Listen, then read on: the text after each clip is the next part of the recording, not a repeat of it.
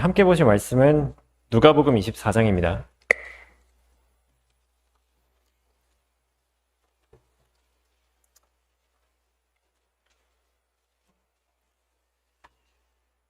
누가복음 24장 1절부터 11절까지를 볼 건데요. 읽는 거는 5절부터 11절까지 읽겠습니다.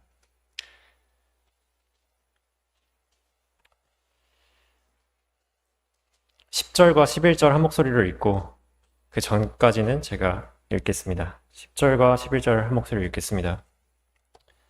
그들이 무서워서 땅에 엎드려 있을 때에 두 사람이 말하기를 어찌하여 너희는 살아계신 분을 죽은 자들 가운데서 찾느냐? 그분은 여기에 계시지 않고 살아나셨느니라. 주께서 갈릴리에 계셨을 때에 너희에게 어떻게 말씀하셨나 기억하라. 말씀하시기를 인자가 죄인들의 손에 넘겨져야 하겠고 십자가에 못 박혀야 하며 셋째 날에 다시 살아나야만 하리라고 하셨느니라고 하더라. 그들이 주의 말씀을 기억하고 무덤에서 돌아와 이 모든 일을 11명과 나머지 모든 사람들에게 전하더라. 이런 일을 사도들에게 전한 것은 막달라 마리아와 요한나와 야고보의 모친 마리아와 또 그들과 함께한 다른 여인들이었더라. 그들의 말이 사도들에게는 하찮은 이야기로 여겨져서 그들을 믿지 아니하였더라. 아멘. 오늘 말씀의 제목은 부활의 중요성. 부활의 중요성이라는 제목으로 말씀 전하겠습니다. 성경을 모르는 사람도 조금만 상식이 있다면 예수님께서 죽으시고 사흘 만에 부활하셨다는 그 사실은 알고 있을 것입니다. 만일 누군가 예수님의 부활을 정말 진심으로 믿는다면 그 부활이 인간으로서는 할 수 없는 일임을 깨닫고 예수님을 하나님의 아들로 인정하게 될 것입니다.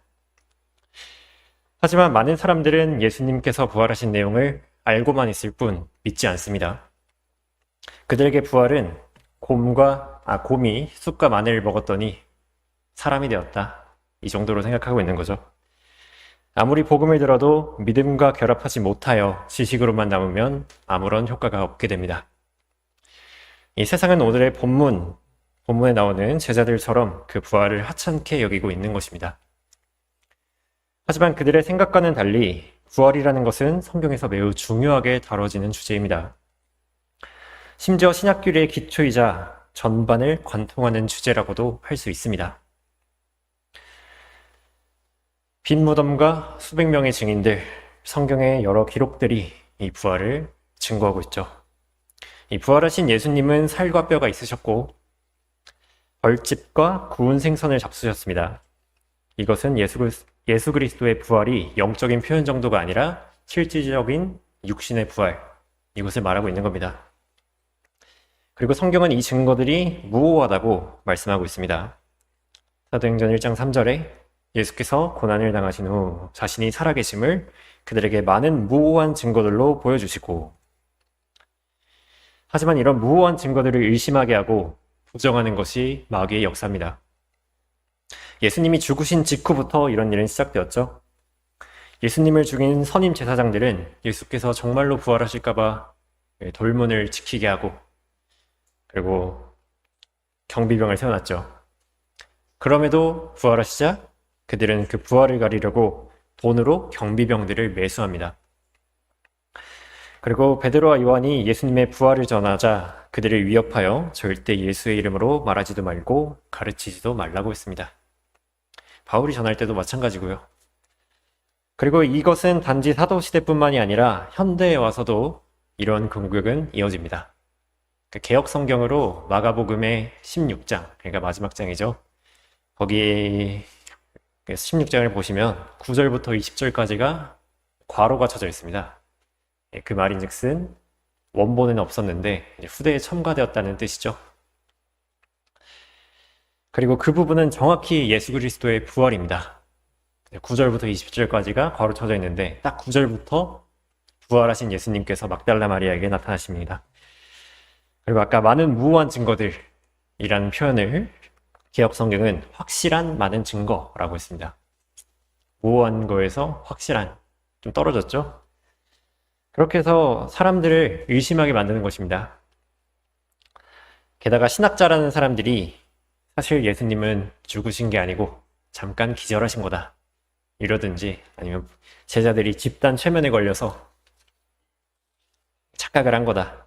이렇게 말을 합니다.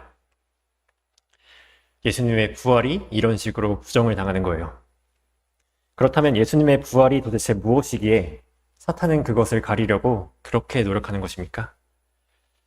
다니엘보다 현명한 사탄이 이 부활을 가리는 것만 봐도 제자들이 하찮게 여긴 만큼 하찮은 것이 아니죠.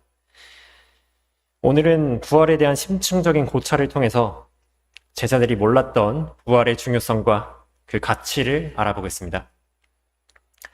부활의 중요성 첫 번째로 부활은 예수 그리스도의 신성을 증거합니다.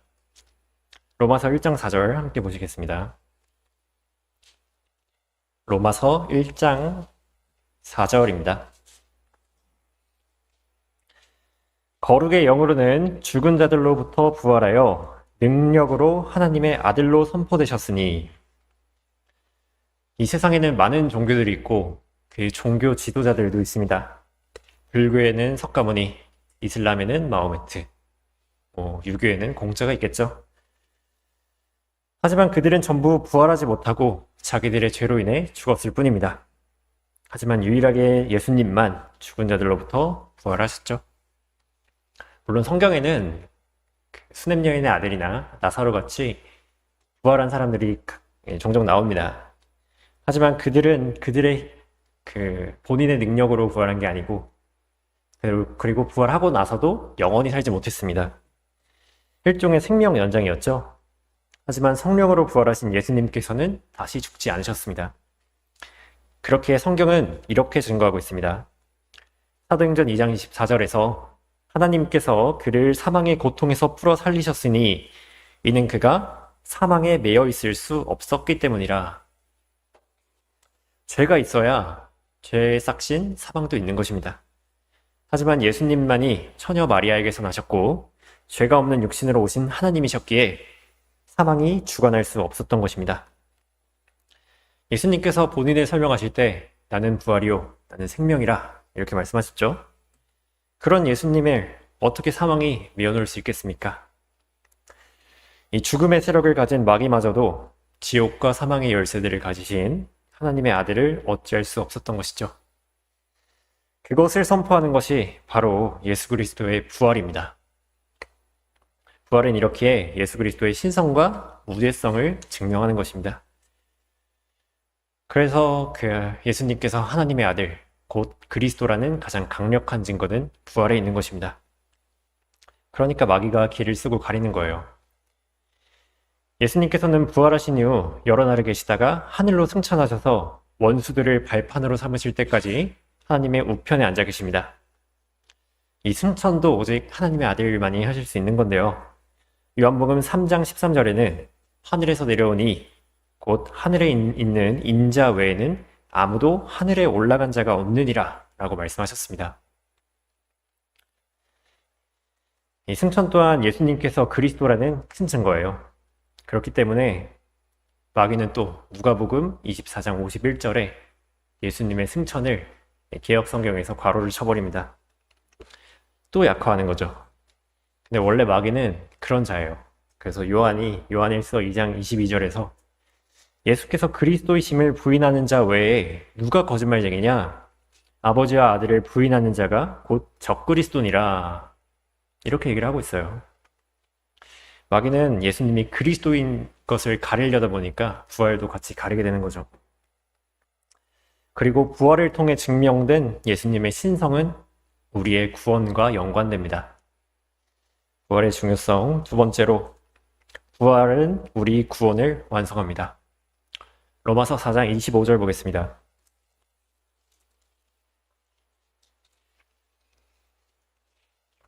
로마서 4장 25절입니다.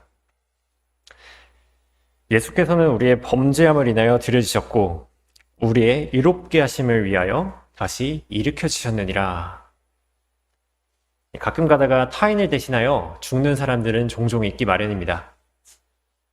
전쟁터에서 갑자기 수류탄이 날아들었는데 자기가 그 수류탄에 덮쳐서 본인은 죽고 동료들을 구한 군인이 있고, 그리고 태아와 산모 중에 둘 중 한 명만을 살릴 수 있는 상황에서 그 태아를 위해서 희생하는 산모들이 있습니다.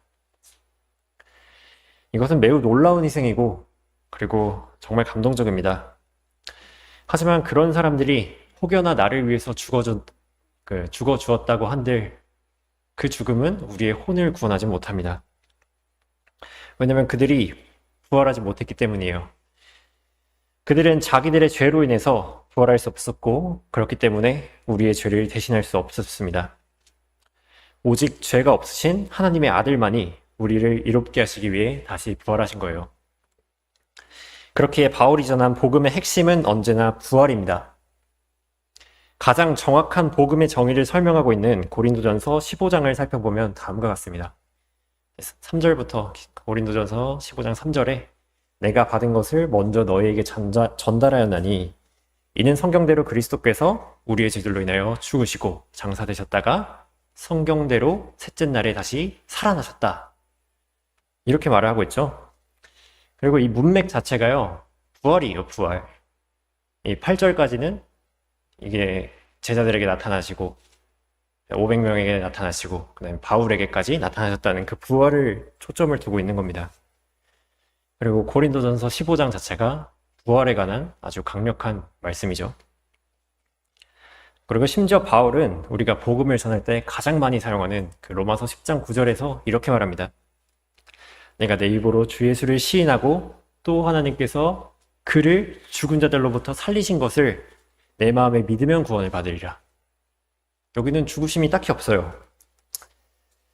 그 이유는 부활하심에는 죽으심이 항상 포함되어 있어서 그렇습니다.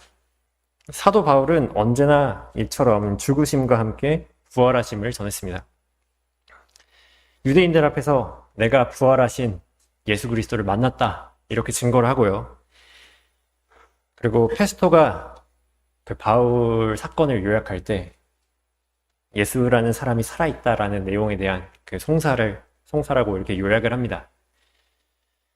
그게 주된 내용이었어요. 그래서 이처럼 바울은 너무나 신실한 부활의 증인이었습니다. 그렇다면 여러분은 예수 그리스도의 죽으심의 증인이십니까? 아니면 부활의 증인이십니까? 죽으심의 증인은 사실 믿지 않는 사람들도 할 수 있어요. 왜냐하면 예수님을 찔렀던 그 로마 병사들도 죽으심의 증인입니다. 왜냐하면 찔렀더니 완전히 죽어가지고 그 뼈를 꺾을 필요가 없었잖아요. 그런데 부활하심은 그거보다는 소수의 사람들 약 500명에게만 나타나셨습니다. 그리고 유다 이스카리옷을 대신하여 마띠아를 뽑을 때 부활의 증인으로 뽑죠. 그렇게 우리는 엄밀히 말해서 그 부활의 증인이라고 할 수 있는 겁니다.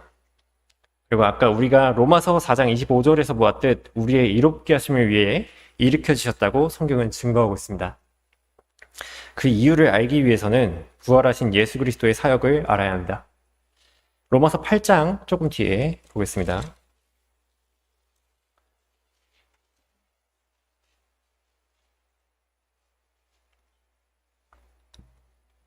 로마서 8장 33절 보겠습니다.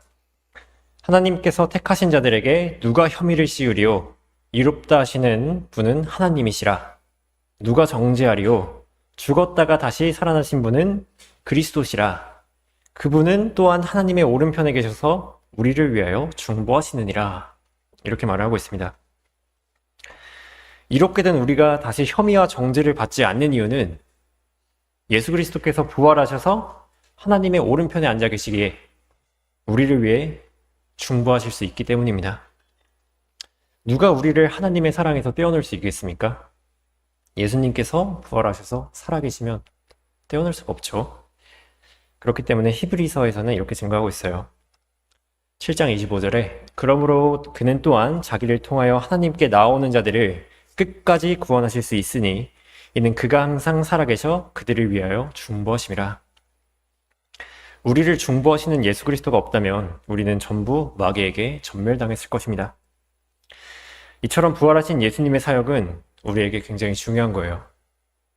우리가 예수님의 중보하심을 통해 보호받지만 그럼에도 죄를 짓게 된다면 어떻게 해야 될까요? 요한일서 2장 1절에서는 그러나 만일 누가 죄를 지으면 우리에게 아버지와 함께 있는 한 변호인이 있으니 곧 의인이신 예수 그리스도시라 라고 말씀하고 있습니다. 변호인의 변호를 받아야 하는 겁니다. 하지만 만일 우리의 중보자와 변호인이 살아나지 못하셨다면 우리는 어떻게 되겠습니까? 하루도 이 악한 세상을 정상적으로 살아갈 수 없을 것입니다. 우리의 중보자와 변호인은 살아있기에 우리가 매일 죄의 능력으로부터 구원받을 수 있는 것입니다. 그렇기 때문에 예수 그리스도의 부활은 단지 그 사건을 넘어서 우리의 구원을 완성하는 거예요. 그래서 R.A. 토레이 목사는 죽으심만 있는 복음은 반쪽짜리 복음이라고 했습니다. 죽으심과 부활하심이 전부 있어야 진정한 복음인 거죠. 이렇게 복음을 믿고 구원받은 성도들은 영이 거듭나고 혼이 구원받았습니다. 그런데 아직 죄와 사망의 육신을 입고 있죠. 이 몸은 아직 구속이 이루어지지 않았습니다. 그리고 부활하신 예수님께서 다시 오실 때 우리의 몸은 그와 같은 형상으로 변모되어서 영원히 살게 될 것입니다. 그 몸은 다시 죽지 않고 영원토록 주님과 함께 다스리는 그런 몸이죠. 로마서 8장 11절에는 예수를 죽은 자들로부터 살리신 분의 영이 너희 안에 거하시면 그리스도를 죽은 자들로부터 살리신 분이 너희 안에 거하시는 그분의 영에 인하여 너희의 죽을 몸도 살리시리라 라고 말씀하셨습니다. 이 또한 부활이 없었다면 불가능한 일이죠. 비로소 우리 몸의 구원은 부활로 완성되는 것입니다. 그리고 여러분이 이것을 믿으신다면 이 믿음은 우리에게 위대한 소망을 줍니다. 부활의 중요성 세 번째로, 부활은 우리의 소망을 완성합니다. 베드로전서 1장 보겠습니다.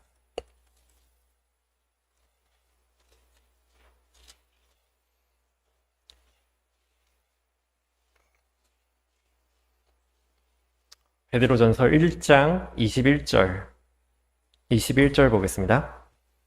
너희는 그를 통하여 그를 죽은 자들로부터 살리셨고 그에게 영광을 주신 하나님을 믿는 자들이니 이는 너희 믿음과 소망이 하나님 안에 있게 하려는 것이라. 앞서 보았듯 우리의 몸이 부활해서 썩지 않을 예수 그리스도의 형상을 입게 되는데 그 말인즉슨 우리가 죽고 끝나지 않는다는 것입니다.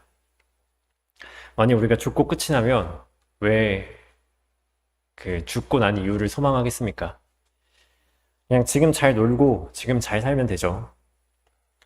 만약 우리가 부활하지 못한다면 멸류관을 향한 경주는 무엇이고 그리스도의 심판석은 무엇이고 하늘에 쌓은 상급은 무엇입니까? 전혀 소용이 없죠. 그리고 헛고생만 하는 겁니다. 그리고 세상의 것만을 추구하다가 모든 것이 헛되다는 솔로몬의 결론에 도달하게 될 것입니다. 하지만 너무 다행히도 성경은 우리 부활을 확정하고 있습니다. 고린도전서 15장 53절에는 그리하여 이 썩을 몸이 반드시 썩지 아니할 몸을 입고 이 죽을 몸이 반드시 죽지 아니할 몸을 입으리라 이렇게 말하고 있어요. 주님이 곧 오셔서 우리가 죽기 전에 주님이 오신다면 우리 몸은 휴거될 것이고 그리고 많이 더디 오셔서 우리가 잠들게 된다면 주님이 오실 때 우리 육신이 부활하게 됩니다. 어쨌든 예수 그리스도의 형상을 입게 돼요. 그렇게 우리가 부활을 해야만이 우리 소망이 생기는 것입니다. 우리 인생은 70년, 길면 80년이지만 부활한 이후로는 영원하기 때문이죠. 만일 몸이 아파서 고통받는 분이 계시면 부활한 몸을 사모하시면 됩니다. 그 몸은 고통이 없는 완전한 몸이기 때문이에요. 그리고 혹시 집값이 너무 올라가지고 걱정하시는 분이 계시면 그 아버지 집에 있는 많은 저택들을 소망하시면 됩니다. 그리고 지금 돈이 좀 없으면 하늘나라에 더 많이 쌓으면 되죠. 우리가 이렇게 소망을 가질 수 있는 이유는 부활 때문입니다. 골로새서 3장 1절에는 그러므로 너희가 그리스도와 함께 살아났으면 위에 있는 것들을 구하라. 거기에는 그리스도께서 하나님의 오른편에 앉아 계시느니라 라고 말씀하셨습니다. 예수님께서 부활하지 못하셨다면 이 소망은 없는 겁니다. 그렇기 때문에 우리가 부활을 믿는다면 이 소망을 가지게 되죠. 그리고 이 부활의 소망은 우리에게 정말 큰 능력을 줍니다. 우리는 성경에서 갖가지 시험을 당하는 사람들을 보게 되는데 그 중에서는 그 시험에서 엄청난 인내를 보여주는 사람을 보게 됩니다. 그리고 그들의 공통점은 바로 부활을 굳건히 믿었다는 것입니다. 아브라함은 자신의 아들 이삭을 바치라는 하나님의 명령을 들었습니다. 100세에 낳은 사랑하는 독자 이삭을 말이죠. 인간의 상식으로는 이 명령은 말이 안 되는 거죠. 하지만 이 시험에서 아브라함은 망설이거나 지체하지 않았습니다. 그 이유를 성경은 다음과 같이 증거하고 있는데요. 히브리서 11장 17절에 믿음으로 아브라함은 시험을 받을 때 이삭을 제물로 드렸으니 그 약속들을 받은 자가 그의 독생자를 드린 것이라. 그에 관하여 말씀하시기를 내 씨라 불릴 자는 이삭에게서 난 자라고 하셨으니 그는 하나님께서 죽은 자들로부터 그를 살리실 수 있으리라고 생각하였습니다. 아브라함이 믿었던 것은 이삭의 부활이었습니다. 이것이 부활을 믿는 성도의 능력이죠. 성경 역사상 가장 심한 고난을 당했다고 말할 수 있는 욥도 마찬가지입니다. 욥은 모든 재산과 자식들과 자신의 건강까지 잃어버렸는데 그때 그 처참한 상황에서 욥의 아내는 이렇게 말을 합니다. 욥기 2장 9절에 그때 그의 아내가 욥에게 말하기를 당신이 아직도 당신의 온전함을 간직하려 하느뇨 하나님을 저주하고 죽으라 하더라. 욥의 아내는 죽음을 말하고 있는 겁니다. 아주 현세주의적이고 부활의 소망이 없는 것이죠. 죽으면 끝나나요? 그렇지 않습니다. 하지만 욥은 이해에 넘어가지 않습니다. 그 이유는 욥이 부활을 굳게 믿었기 때문입니다. 욥기 19장 26절에는 내 피부의 벌레들이 이 몸을 멸한 뒤에라도 내가 내 몸을 입고 하나님을 보리라. 내가 친히 그를 보리니 비록 내 콩팥이 내 안에서 소멸된다 해도 다른 사람이 아닌 내 눈으로 보리라. 2번이나 욥은 자신의 부활에 대해서 확증한 겁니다. 내가 죽어도 하나님을 만난다는 그 부활의 소망이 있었기에 그 극심한 고통에서 어리석게 죄를 짓지 않았습니다. 마지막으로 다니엘과 세 친구들은 대단한 믿음이 있었습니다. 그들은 불길과 사자들의 위협 앞에서 자신들의 믿음을 지켰는데요. 하나님께서 자신들을 지켜주실 것이고 설령 그렇지 아니하실지라도 악에 타협하지 않겠다는 그 굳건한 믿음입니다. 그러면 그들은 어떻게 그런 굳건한 믿음을 가졌을까요? 그 해답은 또 히브리서에서 찾을 수 있습니다. 히브리서 11장 33절에서 35절을 중간만 볼 건데요.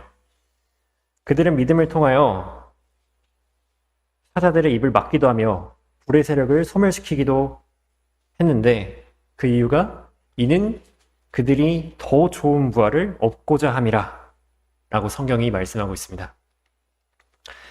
사자들의 입을 막고 불의 세력을 소멸시킬 수 있는 이유는 그 더 좋은 부활을 믿었기 때문이죠.